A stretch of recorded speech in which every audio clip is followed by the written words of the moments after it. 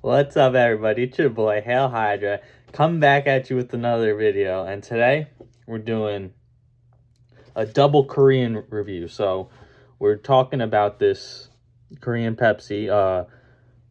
In the last video I did of the same kind of Pepsi, it was peach flavored, but I claimed it was Japanese. But huge shout out to my friend Danny for correcting me, letting me know it's actually Korean. So yeah, apologies to all the Koreans out there. I'll understand your language better this time.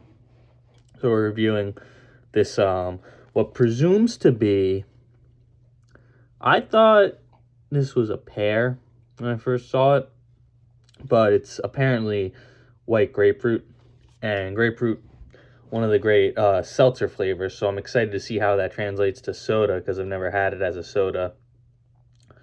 And yeah, I've never had a white grapefruit before. I've had, pink grapefruit, obviously, but yeah, never tried white grapefruit. So I wonder how it differs in its taste. And we're also going to be talking Park Chan-wook's new movie, No Other Choice, but we'll talk about that after. I thought it'd be fun to combine the two, because I just saw No Other Choice last night.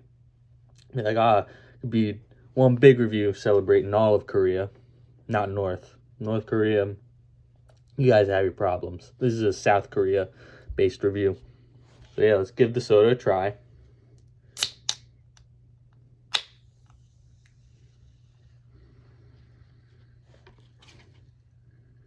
Doesn't really smell like grapefruit.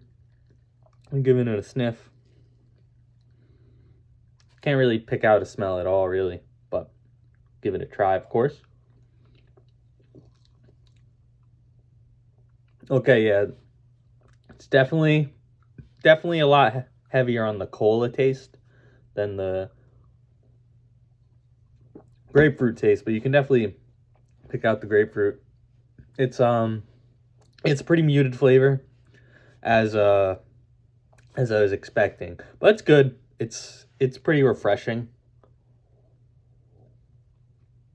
It almost tastes more like a cross between a soda and a seltzer. If that makes sense. Like it's not quite as only,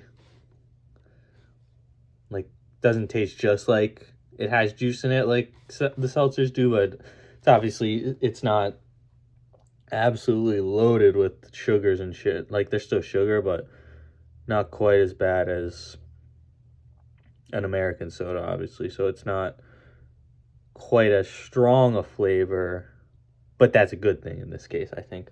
I'm gonna give this 3.5 stars. I'm gonna keep sipping on it as I talk about the movie No Other Choice. Like I said, it's Park Chan-wook's new movie. They did an early one night only IMAX release of it last night, so I was lucky enough to catch that.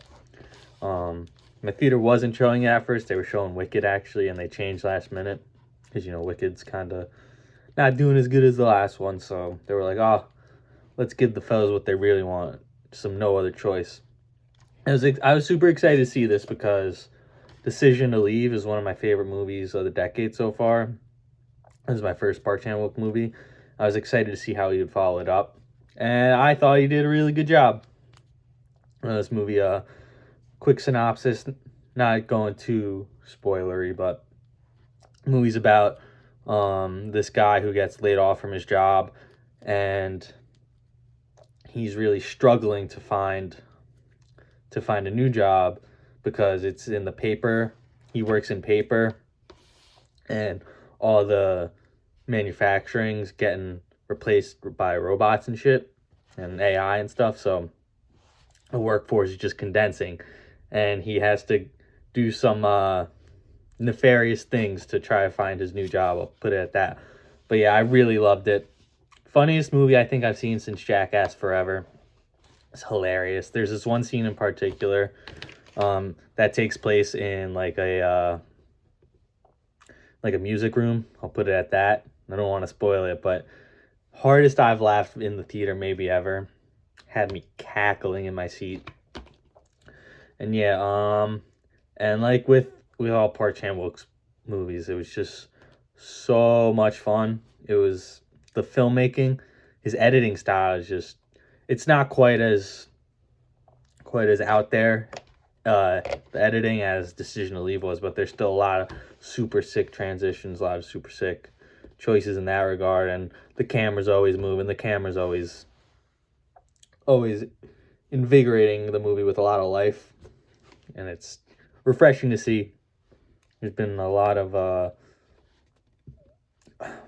not poorly directed, but boringly directed movies, I think, recently, so it was cool to see him back on the grind doing his shit. Yeah, and then Lee Byung-hun, the star of the movie, he was really good, really funny. He was just the way he was able to fucking portray just the hatred he had for the way the world was going was really funny and really relatable. It's a black comedy. You could just tell how much he and Park Chan-wook hate where the world's going, and it's really like cathartic in a way. It's just so much fun to watch. Everything that's happening, and just seeing him deal with the world in 2025. It's one of the most relevant movies, I think, in the world today. I think definitely worth a watch. If you don't really watch foreign film, I think this is a good starting place. It's a lot of fun. It's very fun. Like I said, I think it'd be a great jumping on point to expand the taste a little bit, because it's not, people think foreign film, they think super long, artsy fartsy, which I love. I'm not shitting on that stuff, but I think if you want to get into it, this would be a good jumping on point.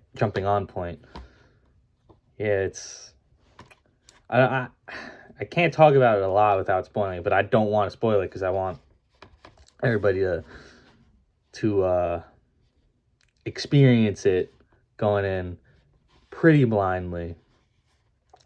Like I did. Like I knew the general premise, from seeing the trailer, but so many fun moments to see. So funny, so relevant. It's just really good stuff. I know I sound like a repeating clock, just saying the same things over and over again, but cannot stress enough how good this movie is. One of the best movies of the year for sure. Gets 2 thumbs up for sure.